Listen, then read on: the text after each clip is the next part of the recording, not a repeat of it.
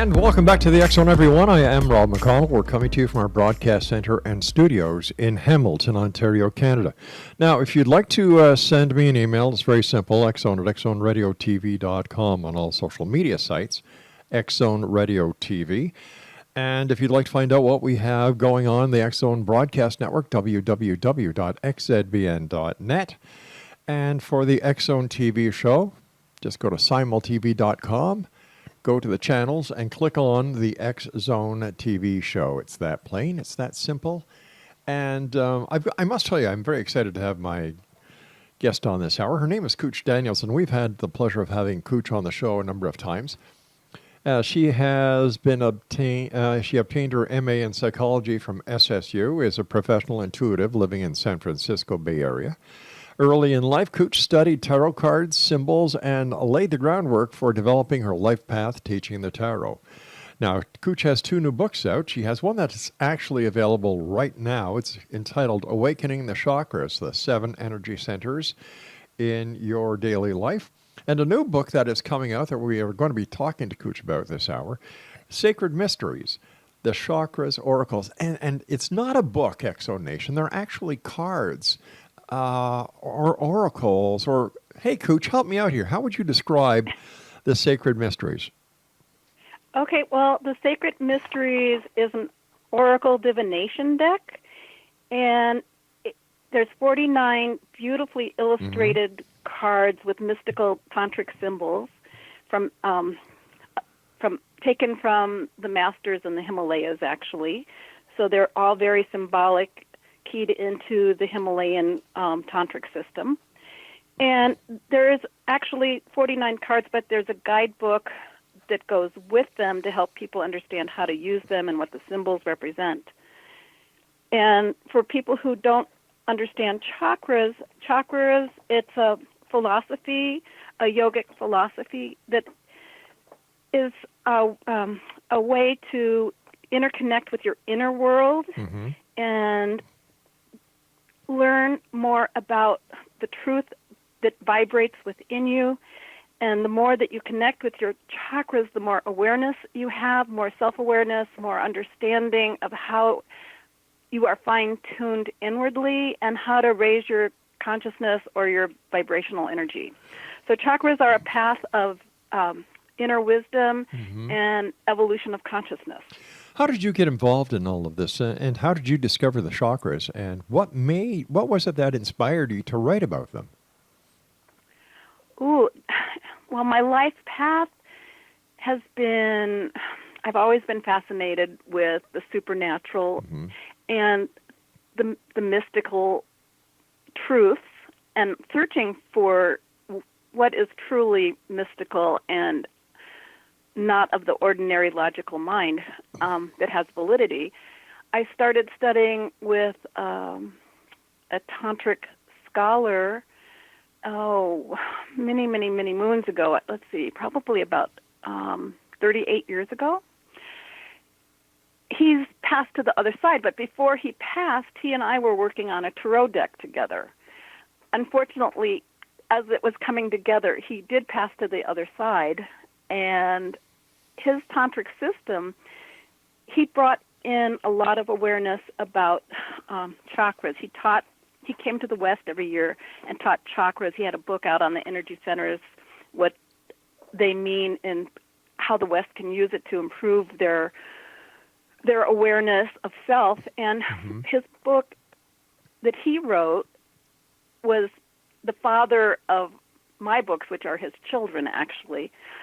But many of the books that people read and can get at present time on chakras follow his teachings. He pretty much brought chakras alive to this new wave of yogic path followers that's so popular right now. He was one of the forefathers.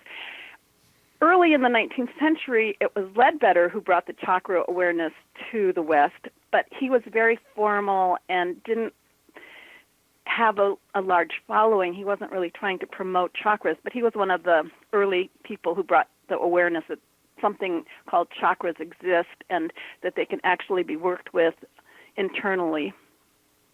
And for people who don't know what chakra means, it means wheel or vortex. And it's a wheel because they turn. They're like a wheel that spins, a spinning wheel. And there's 7 of them that sit superimposed alongside the spine. Actually, there's more than 7, but there's 7 main ones that the West learns about.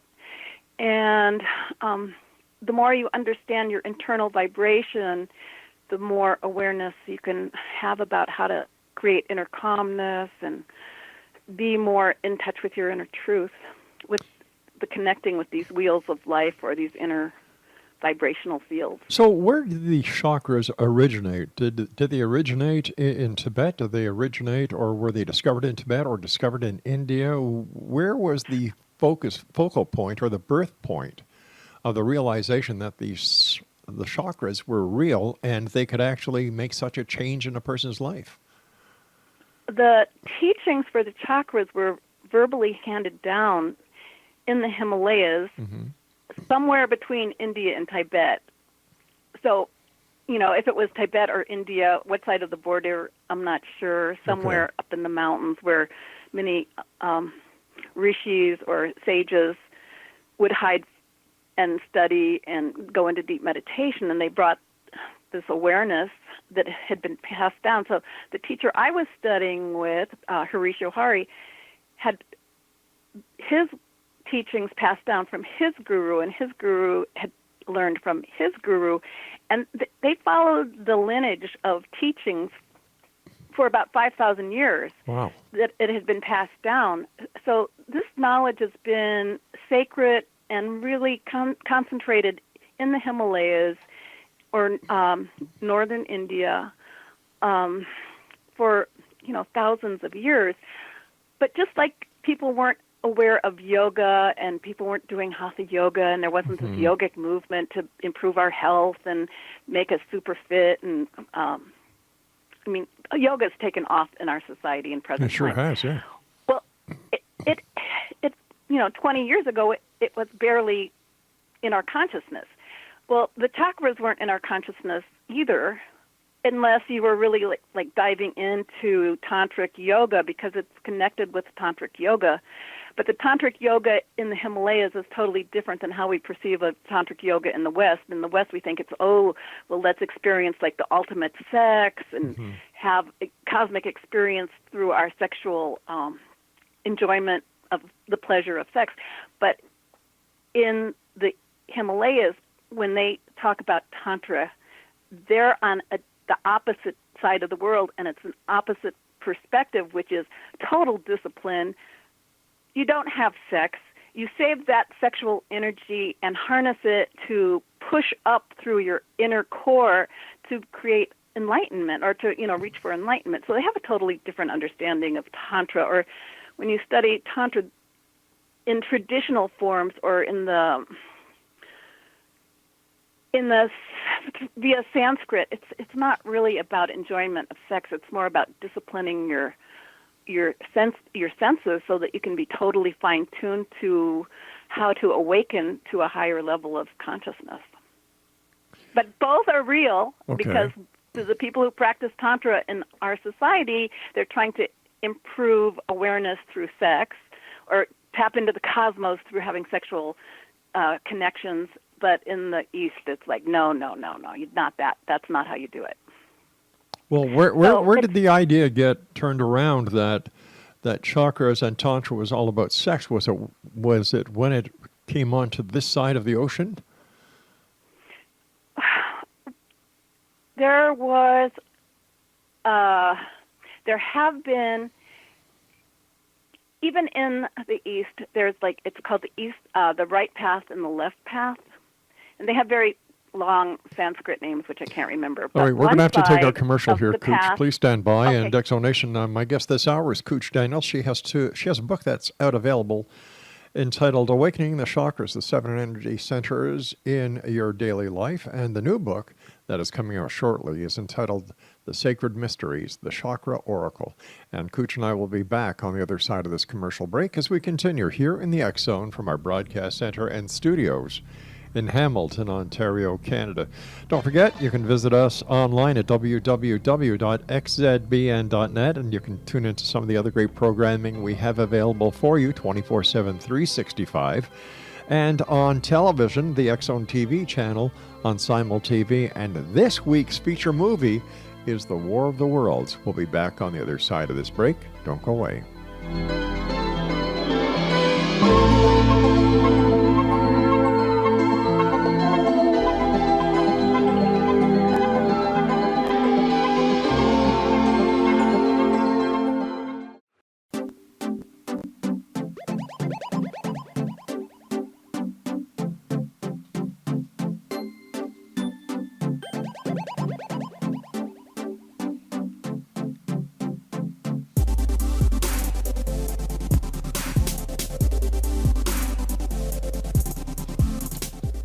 Welcome back, everyone. KOOCH Daniels is our special guest this hour, and if you'd like to find out more about KOOCH, visit her website at www.cybermystic.com, and she is the author of a book that's currently out. She has many books out, but we're talking about Awakening the Chakras, the 7 energy centers in your daily life, and also Sacred Mysteries, the Chakras Oracle. And when again is the Chakras, the Sacred Mysteries going to be out again, KOOCH? Hopefully the end of this month. It's supposed to be out at the very end of July. So I'm trying to be patient. I'm learning patience and waiting to see if it really does come out at the end of July. But I have been sent a copy, so I have a preview copy, so I know it's getting closer. KOOCH, and I love playing with it. It's like, oh my gosh, to have my own oracle deck. It's like, oh my gosh. But I should say, like, I write with my partner Victor Daniels, and for the chakra work that we've been doing, we have been working with the artist Peter Veltervede, who is this amazing mystical artist who has the most beautiful paintings of the chakras that are creating the oracle deck, and also illustrations inside Awakening the Chakras. So it's a 3-person team at this point to get these books out. So how does the oracle work?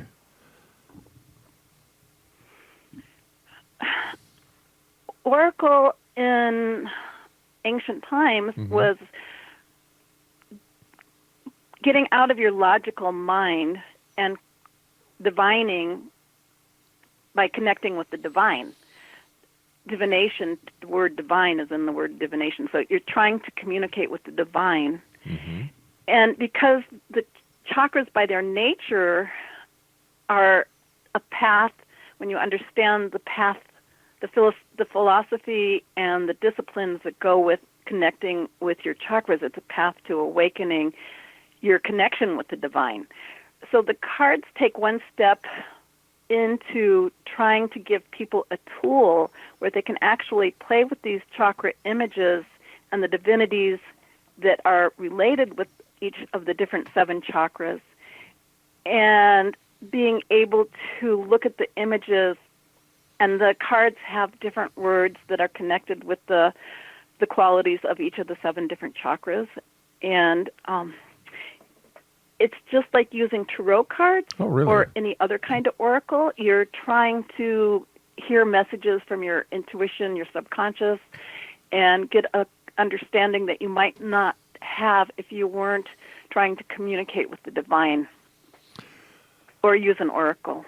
All right, so how can understanding your chakras, how can it help your daily life? Because they're keys to seeing into yourself and understanding your feelings on a vibrational level, because the chakras are vibrations. Okay.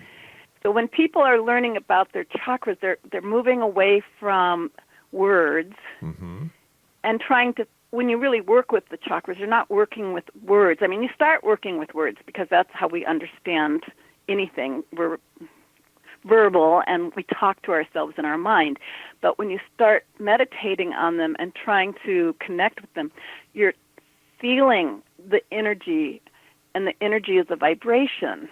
And so you're connecting with your inner vibration. And each of the 7 chakras, the lowest one is the root chakra, which is at the base of the spine, which connects with our security. So if you're trying to learn more about your associations or your feelings and how you connect or ground with the earth, you meditate on your first chakra. And you go after time, and if you're willing to work long enough or go deep enough, then you're getting in touch with the feeling that you have that is the foundation of your psychic reality in how you communicate to the world, because it's your ego, your sense of security, your sense of self.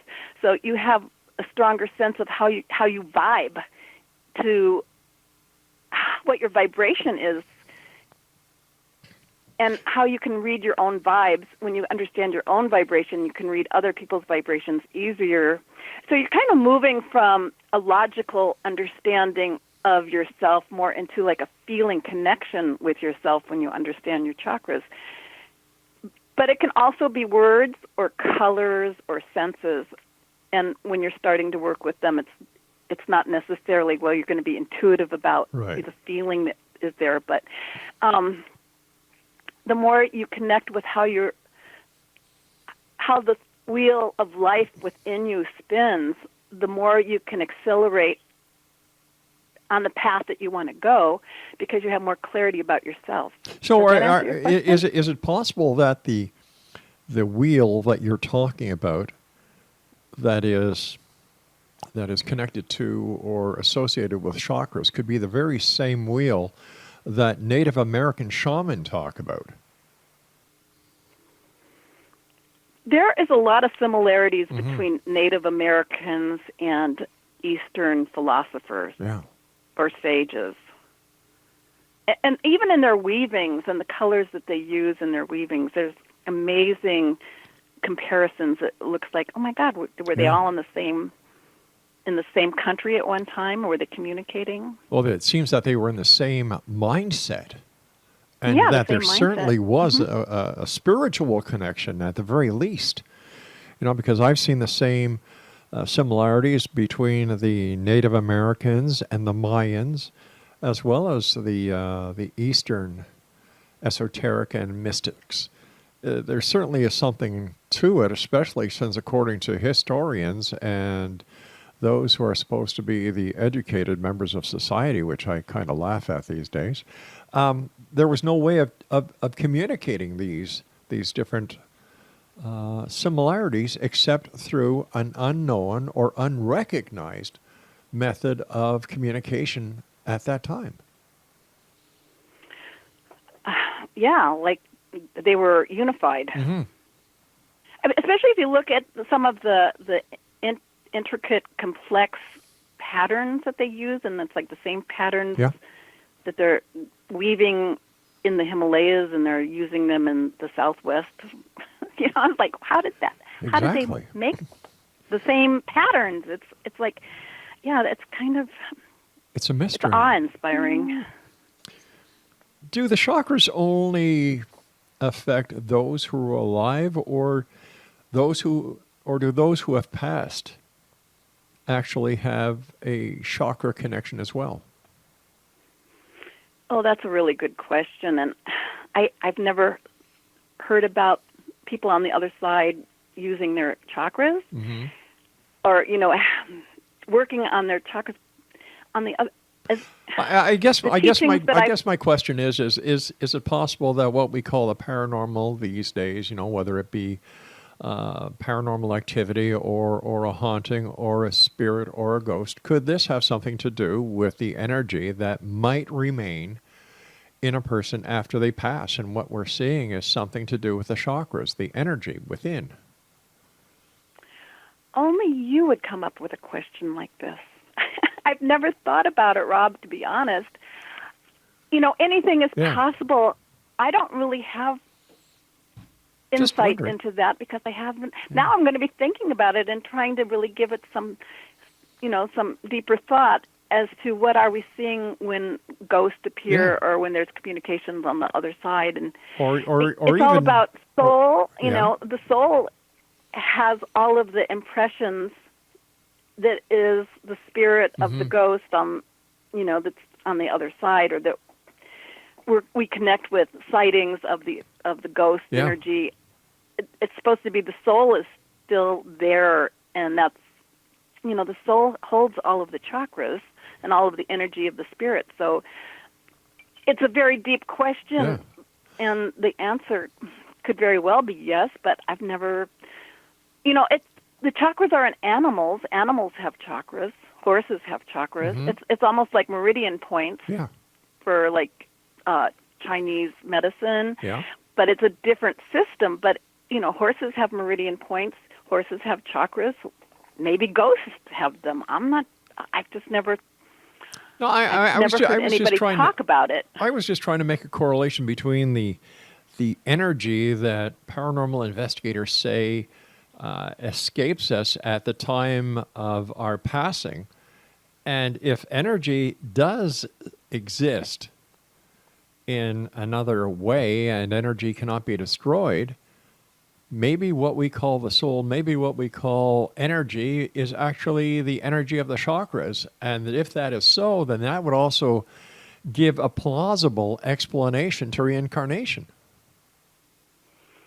Well, it would certainly go hand in hand with it. And chakras are aligned on the spine from the bottom to the very top. And the very top chakra, the crown chakra, the 1,000-petal lotus, that's supposedly where our soul comes in before it goes into our being, and it's where our soul leaves.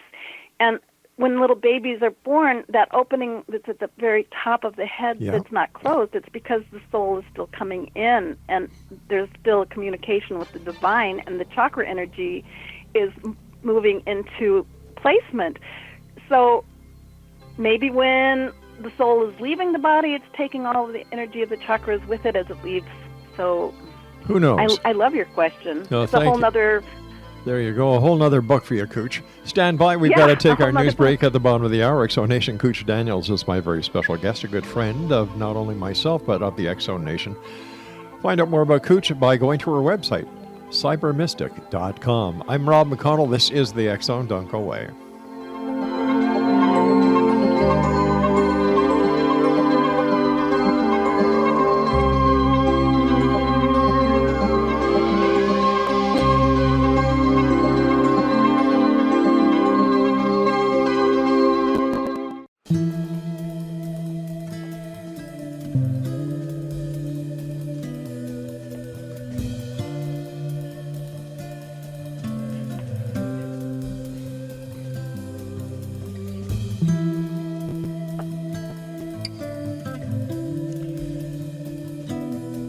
And welcome back, everyone. The one and only Cooch Daniels is my very special guest this hour. For more information on Cooch, as well as her books and so on, and all the great things she does, and you can probably go to her website and book an online session with Cooch. Her website is www.cybermystic.com.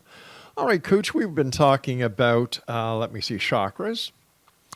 We've talked about tantras. Let me ask you this. In your opinion, what is my dominant chakra? And no holds barred, as you know, and as the X-Zone Nation knows, I have an open book. I believe in being honest. And I think honesty and sincerity is what anyone in this business, the media, should practice. So give it your best. Well, that's a very unique perspective, when you're trying to tune into someone's chakras, it's like doing a psychic reading or an intuitive reading, and you send your third eye energy or your intuitive sense into the spine, and you go up the 7 chakras. And so when I'm trying to do that over the phone with you, I keep getting the second chakra.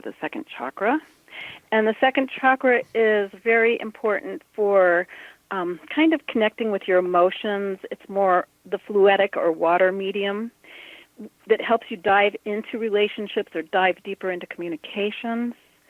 And it really connects people with like an undying love of other people, because you feel there's like an empathic or intuitive connection with others. So I kind of feel you very connected with your second chakra. And second chakra, they're not just psychic vibrational patterns, but these patterns affect how you feel in your body. So my question to you is, do you have like something going on like with your lower left side of your spine? Do you have like a little left back pain? Yeah, I do. On the lower left side? Yeah, I do. Well, see, that would connect with the second chakra. And so you might need to drink more water, because water is the element in the second chakra, and I'm feeling like there's a little congestion right there. So that might be, like tuning in the first chakra that jumped out was your second chakra. So that's why I'm asking how you feel physically in that location, because the chakras also have connections with that location in the body. That's where all the nerve centers come that stimulate all the organs and the glands that are in that part of the body. So my sense is you need a little more water. Right. And to be a little more willing to flow with less attachment to where you're going. Because second chakra is water and it flows, but if you try to like hold where you're flowing, or you cling to, if you were a river but you don't want to flow, or you just want to like stick to one rock and you don't really want to flow, you just kind of like, you like the beach where you're getting the most sun but you won't flow, well, the water becomes stagnant.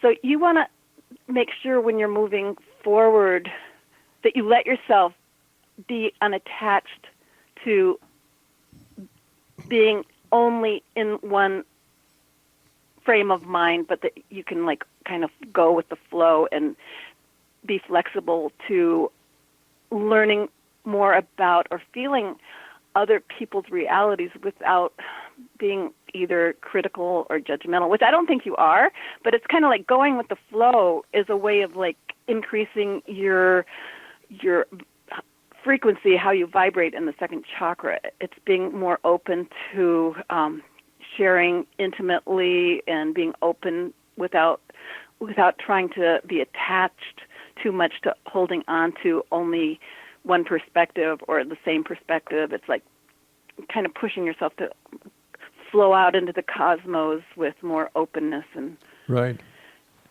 And the second chakra is all about love. So it's giving yourself permission to love without fear. I always do.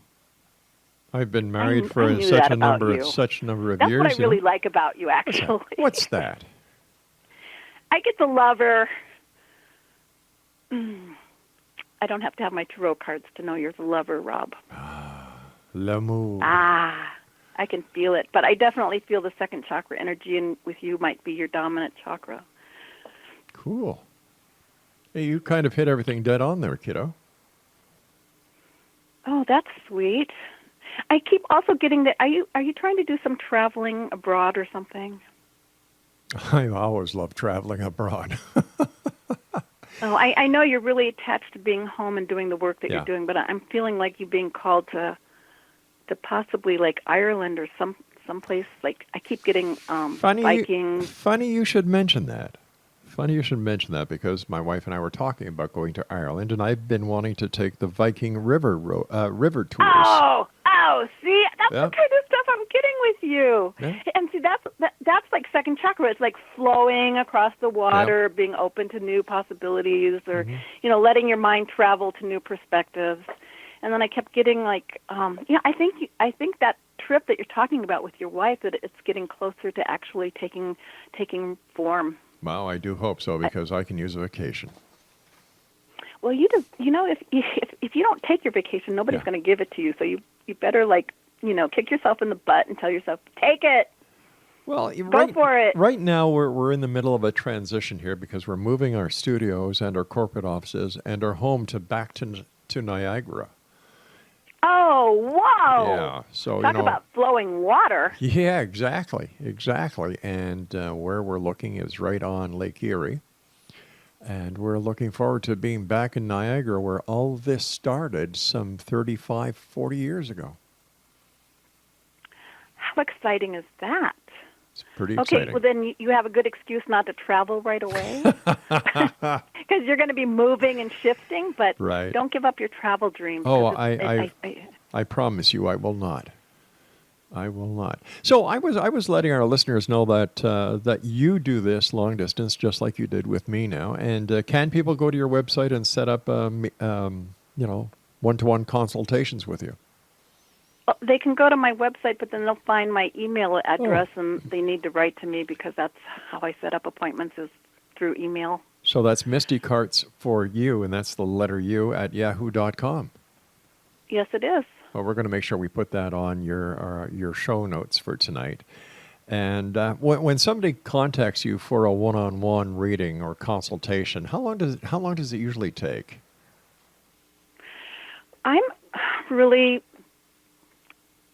I let people let me know how long of a consultation they want, because some people are like, oh, if I could just get like one question, like Sure. 15 minutes. And some people go, oh, well, how much do you charge for a half an hour? And some people go, I want an hour. And then it takes 2 hours because they don't stop talking and they keep asking more questions. So everybody's different. And I'm good at quick readings because there's so much to do, and I don't feel like I'm trying to like push people into like talking to me for a long amount of time, because there's there's so much to do. That's And right. if you can get the message quickly, and if it helps, because my goal in working is to try to help people or help them find resolutions or clarity so that they can make their own choices. I'm not sitting there trying to make choices for people, Sure. but But however long But a how do you reading takes. I'm sorry, how I do you never know. how do you deal with that when somebody wants you as an intuitive or as a reader to make their life decisions for them? How do you deal with that?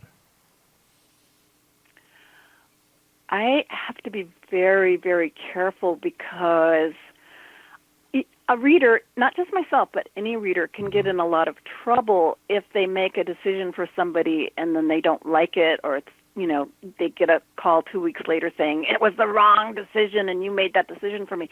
So we really have to be, from my personal experience, you have to not overstep your boundaries by thinking that you know what's best for other people. So I pretty much try to stay on top of that as much as humanly possible. I can still get in trouble. Just like right now it's Mercury retrograde. And so I can say, in fact, I just got in trouble with somebody the last Mercury retrograde, so it's very fresh in my mind. I said, well, Mercury retrograde represents that we can have more communication challenges, Yeah. and it might be better for you to wait to ask for your raise with your boss until after Mercury retrograde. And, oh, my God, this woman, 2 weeks later, she went off on me that I ruined her life and her career because I told her to wait until after Mercury retrograde. And I'm like, what does this mean for her? And, am I just, creating bad karma for myself by trying to tell people to be more cautious or take their time? So we really have to, it's like how we phrase things, so we're not instructing people what to do, but showing alternatives, possibilities, saying something might make things easier without making things definite.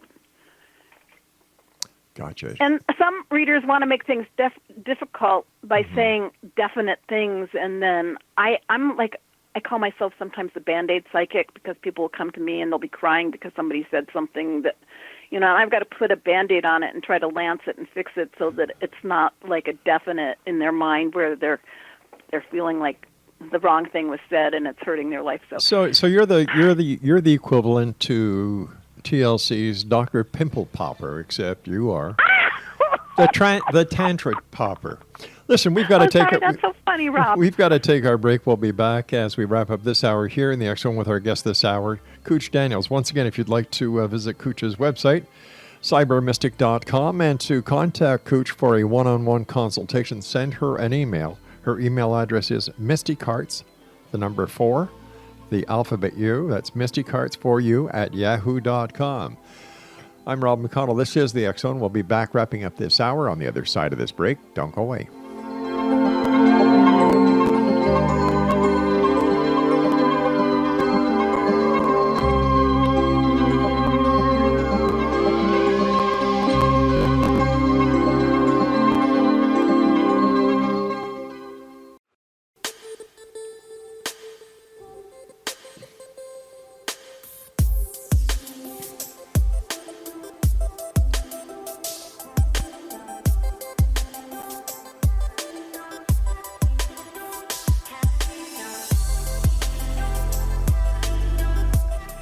And welcome back, everyone. Before we get back to KOOCH, I'd just like to tell you about some of the other shows that are available for you on the X-Zone Broadcast Network at www.xzbn.net. We have Too Good to Be True with Justina and Peter Marsh. We have Connecting with Coincidences with Dr. Bernie Beitman, MD. Let me see, Mission Evolution with Gwilda Wiyaka. IMS, or Imagine More Success, with Cindy Hendricks and Thomas Hides. Cal Korf and Cal's Corner, Know the Name with Shron Lynn Wyeth, and they are just some of the many programs we have available for you, 724, 365, with our compliments at www.xzbn.net. And for all the program information about the X-Zone TV channel on Simul TV, all you need to do is go to www.simultv.com, click on the Channels button, go down to the X-Zone TV channel, and it will tell you what is on that day and how you can actually watch what we're broadcasting on that channel. KOOCH Daniels is my guest, X-Zone Nation. Her website is her website is cybermystic.com, and her email address is mistycarts4you@yahoo.com. First of all, KOOCH, always a great pleasure having you on the show. Thanks so much for sharing your time with us, and congratulations on your new book, and I can hardly wait until we see it. Sacred Mysteries, The Chakras Oracle. Wow, you are one busy lady. And how many books all told have you written? Oh, I think it's going up to, like, I don't know if it's 7 or 8 at this point. I have to count. But I love writing. I can tell. But I want to leave with one thought. And first of all, I really love being on the show with you, Rob. You're just a doll. And thank you for inviting me. But I want to leave a note with your audience, which is the fourth chakra is the heart chakra. And it's one of the most important chakras that we have. Mm-hmm. It's right next to your actual physical heart. And the more that you can be at peace in your heart chakra, the healthier your actual physical heart is. So you really want to work on, like, giving yourself permission to connect with inner love for yourself or for others, for forgiving people, for letting yourself feel compassion and love, and letting that be a higher vibration, because it keeps you more centered. It's the middle chakra right between the upper ones and the lower ones. So if you're balanced in your heart chakra, you're more physically balanced in your body. Your heart is actually healthier as well. So there's a better chance for you to have a healthier being. So try to focus, this thing, love, and that we're all about love. The more you can vibe on love, the higher your vibration is within your being, and the more inner healthy, the inner peace. There's so much good energy that comes when you feel love. So I just want to say, let your energy focus on the fourth chakra, and to be loving yourself as well as others, and that'll give you more peace of mind. Peace of mind gets rid of stress. It makes us feel healthier. So, if you're only going to focus on one chakra, the fourth chakra is definitely a valuable place to start learning about the chakras and the energy. With all the different chakras, is there one way that we can put them all into balance at the same time, or do they have to be individually worked on? The sixth chakra, which is the third eye, the Ajna chakra, it's right in the middle of your forehead. That's called the master control chakra. So if you want to try to get them all in balance, you want to be working on your sixth chakra, which is actually like the step to your seventh chakra. It's the one right beneath it, where you leave what we consciously know, because you can't get to the seventh chakra, which is where our soul comes in and where it leaves our body, and where we can actually awaken the thousand-petal lotus. It opens and we become one with God. So you don't leave the sixth chakra unless you're awakening. But if you can work on your sixth chakra, then you're working with your ability to awaken to your higher self. And that's the master controller for all of the other ones, and having more balance in all of the chakras. Is there any age when a person should start practicing how they can balance their chakras? That depends on the individual soul, because some souls come in and they're really advanced and they're already awake. Mm-hmm. And some souls come in and, they were a dog in the last lifetime and all they want to do is hump, hump, hump, hump. And, they're not thinking about awakening. Because, our animal nature, it's part of our being. And some people are more into animal and some people are more into their spirit or their psychological nature and trying to like learn things. So everybody has a different time of when they want to tune into this kind of stuff. Right. There are people that are supposedly, I've heard this from some sages, not from myself, so it's hearsay, but there are people that come in and they're really low energy and they actually are very violent and maybe even commit murder, but if they work on their chakras and then they can go into their higher chakras and awaken, they can become enlightened and become spiritual masters. So, what age you start, it depends on your conscious awareness and when does this stuff make sense? Because you have to want to work on yourself and learn about your inner self. And when does that happen? Some people never want to do it. They just want to go out and get drunk and party and, not think about this stuff. And some people, they want to meditate, do yoga, learn about their inner self. And so it just depends on the person. And what age, it can be young or old. It sounds as if that this should be taught in the penal system, where people have the opportunity of making the changes in their life in order so that they don't become repeat offenders. And I think this would be great. I think it's a great idea. Yeah. If you could take that idea and make that a reality, I think the world would become a better place, and the people that are suffering in those systems and feeling hopeless and so much guilt and anger and I don't know, the negative aspects that go along with being penalized, if they could work on their inner self and become free within, they'll become liberated. Well, a lot of people within the penal system find themselves with God. Others find themselves with Allah. Others find themselves in other... with the devil. Different philosophies, for lack of better words. So does the practice of the chakras and aligning yourself and centering yourself, does this interfere with your established religious beliefs? Or does it work with them? It works with them. It doesn't have... The interesting thing about the Hindu philosophies or the tantric philosophies, they don't say become a Hindu or become a tantric master.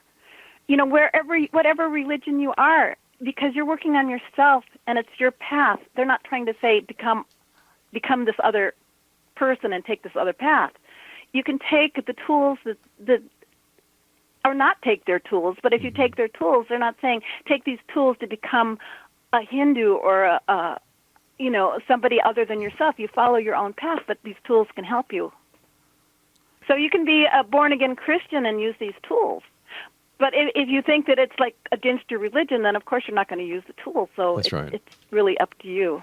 How important is meditation in the entire scheme of life? That's a very spiritual question. And people meditate. Why do people meditate? They meditate to get rid of stress. Yeah.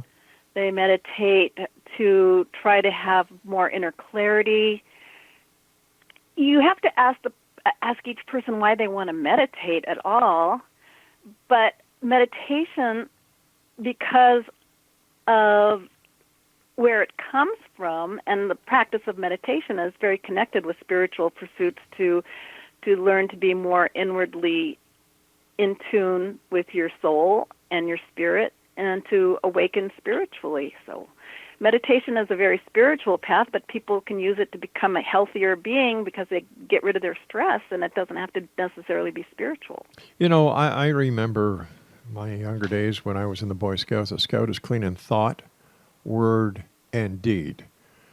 So I would say to anyone out there who was looking, seeking, searching, that the answers that you're seeking for in this life can be found in the person on the other side of the mirror.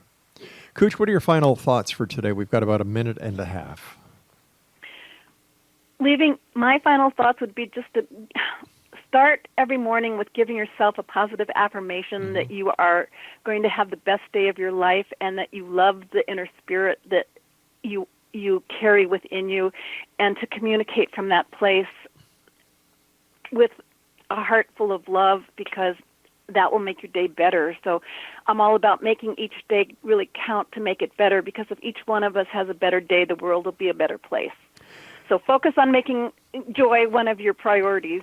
KOOCH, let our listeners And know how Bob, they can... thank you so much. I Hey. dearly love you. I love you too, KOOCH. And tell our listeners how they can find out more about you and how they can make an appointment with you. If they want to know more about me, they can come to cybermystic.com. I've got lots of information about what I do. And if they want to communicate with me, it would be Mystic Arts, the letter 4, the letter U, at yahoo.com. That's information that's inside cybermystic.com, my website. So, I'm floating through the universe and available to discuss whatever makes the world turn in a All right, better KOOCH, place. we've got to say so long for now. And until the next time we meet, take care of yourself, KOOCH. And thanks for being with You us tonight. too. Thank you. Bye-bye now. And Exonation, if you'd like to find out more about KOOCH, once again, her website is www.cybermystic.com. Her email is mysticarts4you@yahoo.com. I'll be back on the other side of this break at 6.5 minutes past the top of the hour as the X Zone continues. Don't go away.